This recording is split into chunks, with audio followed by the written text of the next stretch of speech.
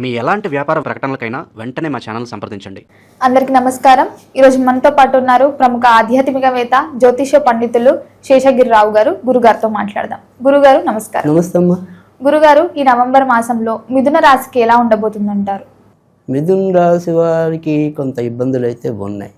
ఏ రకంగా ఇబ్బందులు ఉన్నాయి అనేది కనుక చూసుకున్నట్టయితే, ఏదైతే కుజ బుధులు అంటే మిథునానికి అధిపతి బుధుడు అనమాట, ఆయన కుజగ్రహంతో కలవటం అనేది ఉంటుంది నవంబర్ మధ్యలో. తర్వాత వచ్చేప్పటికి ఏంటంటే మిగతా గ్రహాల విధానంలో కూడా పరిపూర్ణంగా లేదు. అంటే సహాయ సహకారాలు అందించవలసిన రవి ప్రస్తుతం నీచల్లో ఉన్నాడు. అంటే శారీరక పటుత్వం అనేది కొంతవరకు లోపిస్తుంది. తర్వాత బుద్ధిబలం బుధుడు, ఆ బుద్ధిబలం అనేది కూడా ఒకసారి ఉన్నట్టుగా ఒకసారి ఉండదు. తర్వాత ఇప్పటికీ ఈ మిథున రాశిలో జన్మించి ఎవరికైనా సరే ఈ మెదడుకి సంబంధించినవి కానీ చర్మానికి శ్వాసకి సంబంధించినవి ఇబ్బందులు ఉన్న వాళ్ళకి ఆ ఇబ్బంది మరింత పెరుగుతాయి తప్ప తగ్గవు. సో ముఖ్యంగా అలాంటి ఈ మూడు నేను చెప్పిన గుణాల్లో ఎవరికైనా సరే ఈ రాశిలో జన్మించి వాడితే కొంత ఏదైనా, అంటే ఇప్పుడు కొంతమందికి తలనొప్పి వస్తూ ఉంటుంది తరచు. సరే తలనొప్పే కదా అని వదిలేయకూడదు. ఈ నెల ఇప్పుడు ఎప్పుడైతే బుధ కుజులు కలిస్తే అది కొద్దిగా డేంజర్ ఉంటుంది. సో అది నవంబర్ 2 నుంచి ప్రారంభం అవటం అనేది ఉంటుంది. అయితే మధ్యలో వక్రించడం అనేది కూడా బుధుడే ఉంటాడు. సో అందుకని నవంబర్ అది 17 ఉండేది. సో అందుకని ఎలా చూసుకున్నప్పటికీ కూడా కొద్దిగా గ్రహస్థితి అనేది ఈ నెలలో వీళ్ళకి మరీ అనుకూలంగా లేదు. సో అందుకని అనుకూలకంగా లేదు కాబట్టి ఇలా శారీరకంగా బుద్ధి బలంగా రెండు విధాలుగా కూడా మనం జాగ్రత్తగా అచితూచి తొందరపాట్లు లేకుండా ఒకటికి 2 సార్లు ఆలోచించడం, లేడికి లేచిందే పరుగున్నట్టుగా పరిగెత్తకుండా ఉండటం, ఆ రకమైన ఒక నియంత్రణ అనేది కొద్దిగా మిథున రాశి వాళ్ళకి ఈ నెలలో అవసరం ఎక్కువగా కనిపిస్తుంది. కనుక ఆ రకంగా మాత్రం జాగ్రత్తలు తీసుకోవాలి మిథున రాశి వాళ్ళు. విద్యార్థులకు ఎలా ఉండబోతుంది? విద్యార్థుల విషయానికి వచ్చేప్పటికి ఏంటంటే వీరికి చతుర్థాధిపతి తర్వాత భాగ్యాధిపతి శని వక్రంలో ఉంటాడు, చతుర్థాధిపతి కూడా మళ్ళీ బుధుడు వక్రంలో ఉంటాడు. కనుక వీళ్ళకి నెలంతా కూడా చదువు అంతంత మాత్రంగానే వెళ్ళటం అనేది ఉంటుంది. అయితే రెండో ఇంట్లో ఇప్పుడు అతిచారం వల్ల ప్రస్తుతం అయితే కనుక గురుడు కర్కాటకంలో ఓర్చ పొంది ఉండటం వల్ల ఏదైనా సరే చివరి రోజుల్లో ఆ మాత్రమైనా సరే ఫలితాలు రావడానికి అంటే తప్పకుండా మనకి ఒక పాస్ మార్క్ అనేది ఉంది. లేదు ఒక చిన్న గోల్ ఒక 60-70 మార్కులకి ఎలాగోలా క్యాబుల్ అవుతారు. అంతేగాని నాకు 90 రావాలి 99 రావాలి అంటే కొద్దిగా కష్టమే. బట్ చివరి నిమిషంలో అలా వెళ్ళి ఏదో రాసి గీకేసి వచ్చినా అదృష్టవశాత్తు గురుడు వల్ల ఏదో విధంగా బ్యాక్ అవ్వకుండా ముందుకు రావటం అనేది అయితే ఉంటుంది. సో అందుకని విద్యార్థుల వరకు కొంతవరకు పర్వాలేదు, మరీ నాట్ బ్యాడ్. సో అలాగనే అత్యంత మంచి ఫలితాలు అయితే కాదు. సో ఆ రకంగా అయితే పర్వాలేదు. ఉద్యోగ పరంగా ఎలా ఉందంటారు గురించి? రైట్. సో ఉద్యోగ పరంగా చూసుకున్నప్పుడు కూడా మనకి ఏంటంటే గురుడు వక్రంలోకి ఇదే నెల మధ్య భాగం నుంచి మారటం అనేది ఉంటుంది. కనుక ఏదైనప్పటికీ కూడా ఉద్యోగ ప్రయత్నాలు ఏవైతే ఉంటాయో వాటి ప్రయత్నాలు గట్టిగా మొదటి 2 వారాల్లోనే ఎక్కువగా పూనుకోవటం అనేది మంచిది. తర్వాత మనకి బుధుడు వక్రిస్తాడు, గురుడు వక్రిస్తాడు, ఆల్రెడీ శని వక్రించే ఉన్నాడు.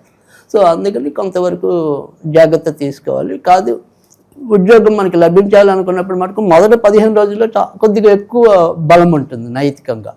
సో అందుకని మరి ఆ పీరియడ్లో ప్రయత్నించినట్టయితే కనుక ఖచ్చితంగా సక్సెస్ అవ్వటం అనేది ఉంటుంది.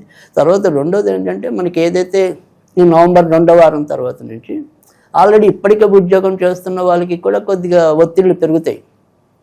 సో ప్రతిరోజు కూడా దినగంటం 100 ఏళ్ళ ఆయుష్ అన్నట్టు ఏ రోజు ఎప్పుడు మనని బెంచ్ మీద పెడతారో, ఎప్పుడు ఊస్టాప్ చెప్తారో ఇవన్నీ కొద్దిగా ఇబ్బంది ఉంటుంది. సో అందుకని నవంబర్ 15 దాటిన తర్వాత నుంచి మాత్రం చేస్తున్న ఉద్యోగస్తులు కూడా వారి యొక్క ప్రయత్నాల్లో క్రియాలోపం అంటే వాళ్ళ యొక్క కర్తవ్యం రోజు ఏదైతే ఉంటుందో, వారి యొక్క ఉద్యోగ నిరతి ఏదైతే ఉంటుందో దాంట్లో ఎప్పుడు కూడా ఎలర్ట్గా ఉండటం. అంటే ఏదైనా ఒక చిన్న పొరపాటు జరిగినా కూడా ఈ గ్రహస్థితి వీళ్ళకి చెవింపజేయదు. ఏదో రకంగా నువ్వు ఇక్కడ తప్పు చేస్తే వెళ్ళిపోన్నట్టే ఉంటుంది అవతల వాళ్ళ మెంటాలిటీ. అంతే తప్ప అన్నేళ్ళు బట్టి చేస్తున్నాడు కదా అనేది ఉండదు. అందుకని ఇక్కడ ఈ 15 రోజులు అనేది వీళ్ళకి కీలకం. సో చివరి 15 రోజులు. సో అందుకని అక్కడ మనం కొద్దిగా ఈ ఉద్యోగస్తులు అలర్ట్గా ఉండాల్సిన అవసరం అయితే ఉంటుంది. కుటుంబ పరంగా ఎలా ఉంటుంది? కుటుంబ పరంగా చూస్తే మరీ అంత చెప్పుకోదగిన చెడైతే వీళ్ళకి కూడా ఏమీ కనపట్టలేదు. ఎందుకంటే ఏదైతే ఇటు ఉద్యోగకారకుడు తర్వాత మళ్ళీ ఈ యొక్క వివాహకారకుడు కూడా వీళ్ళకి గురుడే. ఆ గురుడు మనకి నవంబర్ తర్వాత 2వ వారం నుంచి మనం వక్రం అని చెప్పాం. ప్రస్తుతం అయితే ఓర్చలోనే ఉన్నాడు. సో ఏమైనా సరే చిన్న చిన్న తగాదాలు లాంటివి వచ్చినా కానీ మనకి మిగతా అంతకుముందు 2 రాశుల వాళ్ళ కానీ ఈ రాశి వాళ్ళకి కూడా తొందరగానే మళ్ళీ అవి సానుకూలం అవటం అనేది, అక్కడికక్కడే మళ్ళీ పరిష్కృతం అవటం అనేది ఉంటుంది. కనుక మరీ అంత బెంబేలు పడాల్సిందే కూడా వీళ్ళకి ఏమీ లేదు దంపతులకి. కనుక వాళ్ళు ఆనందంగానే ఉండొచ్చు. సంతాన పరంగా సో అంటే సంతానం మనకి 2 రకాలు.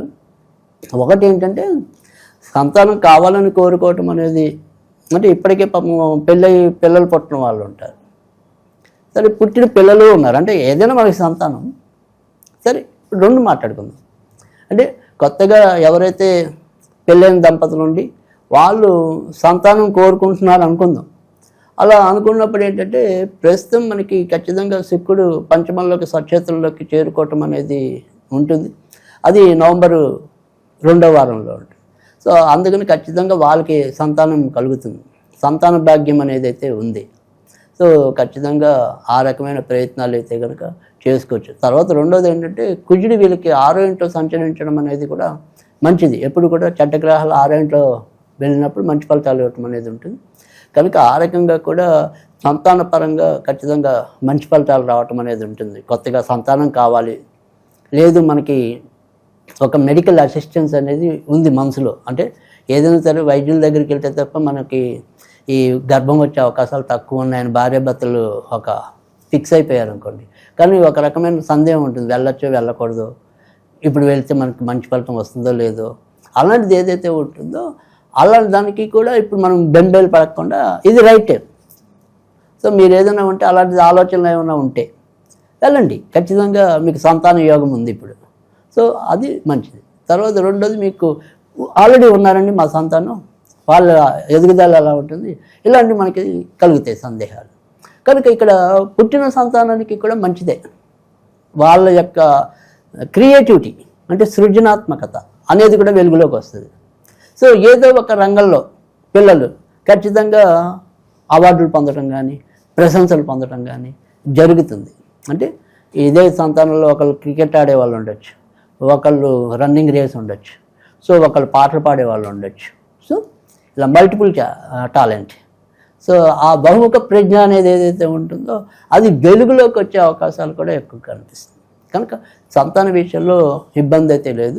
కానీ 6వ ఇంట్లో కుజుడు వల్ల అప్పుడప్పుడు వీళ్ళు కూడా చిన్న చిన్న దెబ్బలు తగిలించుకోవటం కానీ లేదా ఫీవర్ అంటే ఉష్ణ సంబంధించిన వ్యాధులు అప్పుడప్పుడు ఏమైనా సరే చిన్న చిన్నవి రావడానికి ఉంటుంది తప్ప మరీ భయపడే అంశాలు అయితే కనుక మిథున రాశికి కనపట్టలేదు.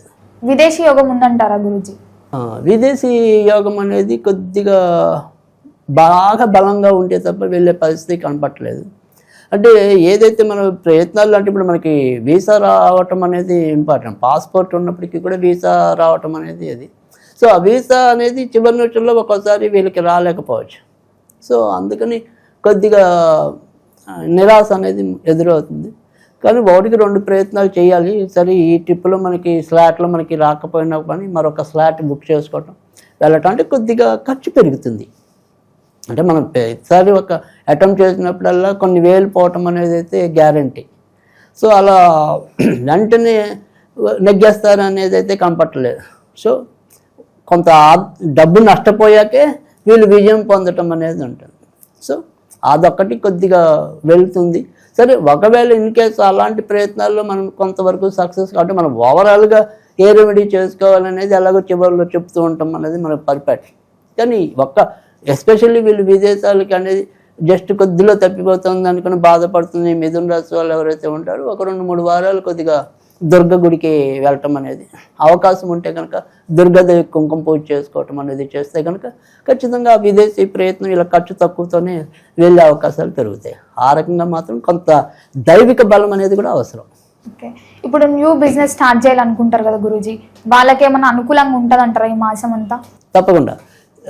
అంటే కొత్తగా వ్యాపారాలు చేయాలి అనుకునే వారికి అయితే కనుక ప్రస్తుతం అయితే మంచి ఫలితాలు ఉన్నాయి. ఎందుకంటే లాభాధిపతి ఆయన సచేతుల్లో నడుస్తున్నాడు కాబట్టి ఖచ్చితంగా మంచి ఫలితాలు రావటం అనేది ఉంటుంది. ముఖ్యంగా టైలరింగ్ రంగంలో ఉన్న చేద్దాం అనుకునే వాళ్ళకి, తర్వాత ఈ భూములు విక్రత ఉంటాయి కదా, మన రియల్ ఎస్టేట్ అని కూడా, సో అలాంటి వాళ్ళకి కూడా ఇది మంచి కాలంగా చెప్పాల్సి ఉంటుంది.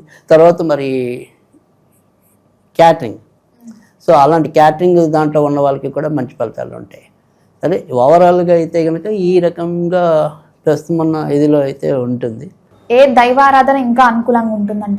తప్పకుండా, ఎందుకంటే ఈ నెలంతా కూడా వీళ్ళకి ఏదైనా సరే కొంత ఇబ్బంది పెట్టి దగ్గర తీసుకెళ్ళి కానీ ఉంది ఏదైనా ఉంటే కనుక అది రాహు వల్లే ఎక్కువగా ఉంటుంది. కాబట్టి మనం వీళ్ళంతా కూడా ఈ నెలలో ఎక్కువగా దుర్గాదేవికి సంబంధించిన పూజలు చేసుకోవటం లేదా అమ్మవారికి సంబంధించిన పూజలు చేసుకోవటం అనేది అవసరం.